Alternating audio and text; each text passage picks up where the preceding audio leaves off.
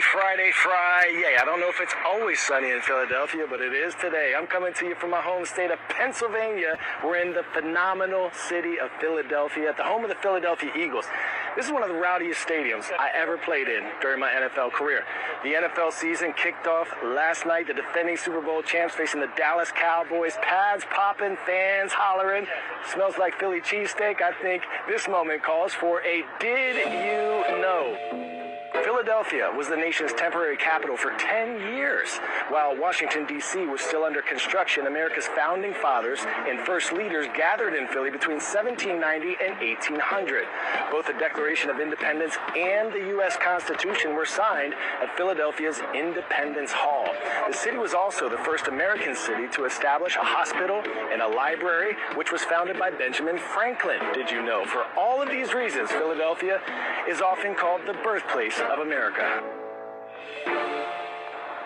Now to today's top story. Another deadline has come and gone for Russia to end its war in Ukraine, or else face possible further actions from the United States. Momentum towards ending that war has largely stalled following President Donald Trump's meeting with Russian President Vladimir Putin in Alaska last month. However, Trump spoke with Ukrainian President Volodymyr Zelensky and allies by phone on Thursday, and European leaders gathered, including French President Emmanuel Macron, to discuss possible next steps. Take a listen. We have 26 countries that have formally committed to deploy as a force of reassurance in Ukraine, to be present on land, at sea, or in the air, to bring this reassurance to the Ukrainian territory the day after a ceasefire or peace.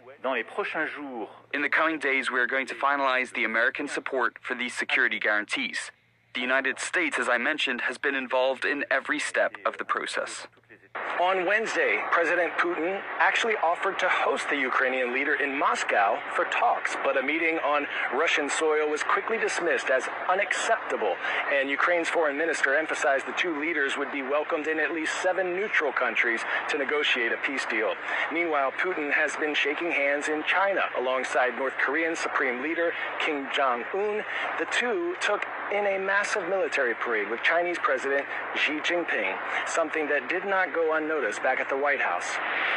I understood the reason they were doing it, and they were hoping I was watching, and I was watching. My relationship with all of them is very good. We're going to find out how good it is over the next week or two. To California now, where officials are battling another fast-moving wildfire in the state's central region. At the time of this recording, the 6.5 fire, as it's called, has burned through nearly 7,000 acres with 0% containment.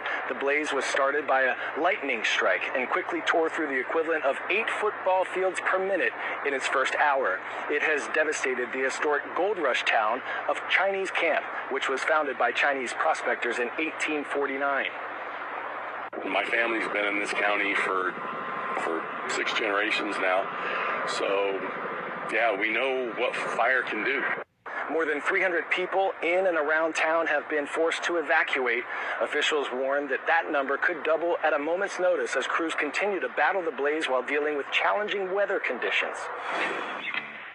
Pop quiz, hot shot. Who is the only athlete to ever play in both a World Series and Super Bowl? Bo Jackson, Russell Wilson, Deion Sanders, or Brian Jordan? If you said Deion Sanders, you are ready for prime time. Sanders took the plate in the 1992 World Series with the Atlanta Braves and won back-to-back Super Bowls in 95 and 96 with the 49ers and Cowboys. These days, Deion Sanders, Coach Prime, is balancing football and fatherhood. The head coach of the University of Colorado has 2 sons working to make their mark on the NFL. I had a chance to sit down with him to talk all things football, fatherhood, and one of his biggest off-the-field battles, fighting and beating bladder cancer. I asked for his advice for our viewers and anyone looking to overcome adversity in their life. For all the students out there, what would you say are some of the greatest characteristics someone could possess, whether it's a head football coach evaluating you or the leader of any business or company looking for talent?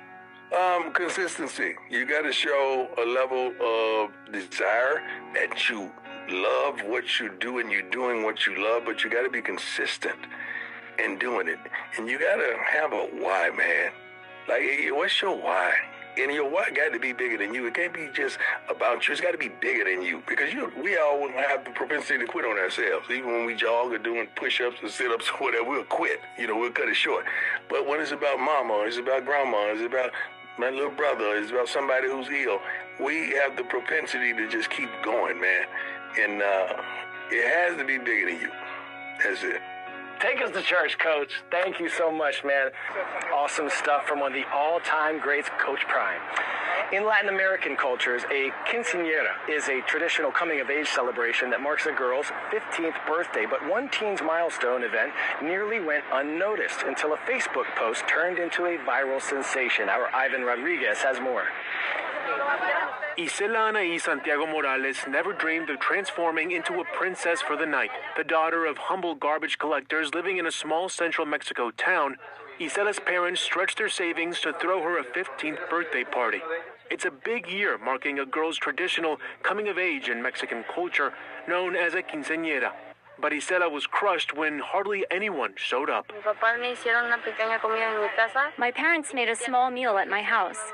I invited some friends and some didn't show up. And then my dad said that we would waste the food and posted on Facebook that there was enough food left over for 40 people.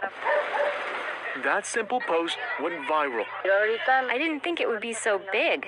Roughly 2,000 people from Mexico and even the U.S. came to support Isela, according to the Associated Press. It became national news. When we saw it on TV at home, we got excited and decided to come. A local photographer and a DJ offered free services. The local government donated the town's stadium as a venue. More than a dozen musicians performed for free late into the night.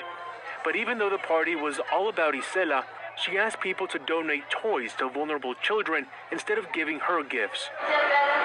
Thanks so much for coming to my party and bringing the toys for me to give away.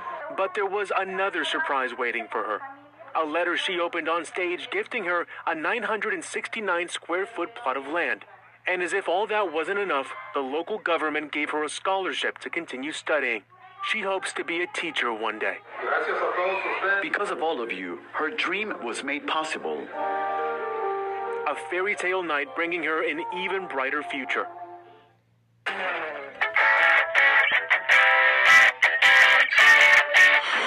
Today's story getting a 10 out of 10.